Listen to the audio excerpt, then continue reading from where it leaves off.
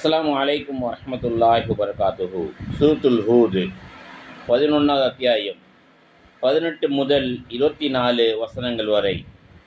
1. மற்றவர்களை தவறான பாதைக்கு அழைத்துச் செல்வது மிகவும் ஆபத்தானது.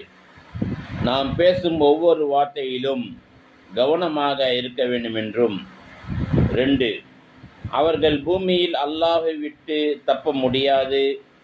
அவர்களுக்கு அல்லாஹை தவிர வேறு பாதுகாவலர் யாரும் இல்லை என்றும். 3. மறுமை நம்பாமல் இவ்வுலக வாழ்க்கையில் ஈடுபட்டு மறுமை வாழ்க்கையை இழந்தால் மீண்டும் வாய்ப்பு கிடைக்காது என்றும். 4. ஈமான், நல்ல செயல்கள், அல்லாஹ்விடம் பணிவு இவை ஒன்றோடு ஒன்று தொடர்பு உடையவை என்றும். 5. குர்ஆனை கேட்பதும் புரிந்து கொள்வதும் செயல்படுவதும் இதுதான் குர்ஆனின் நோக்கமாக இருக்கிறது என்பதாக அல்லாஹ் ரப்புல் ஆலமீன் திருமறை குர்ஆனில் சொல்லி காட்டியிருக்கின்றான். இதை நாம் அறிந்து செயல்படக்கூடிய மக்களாக அல்லாஹ் நம் எல்லோரையும் ஆக்கி அருள்புரிவானாக.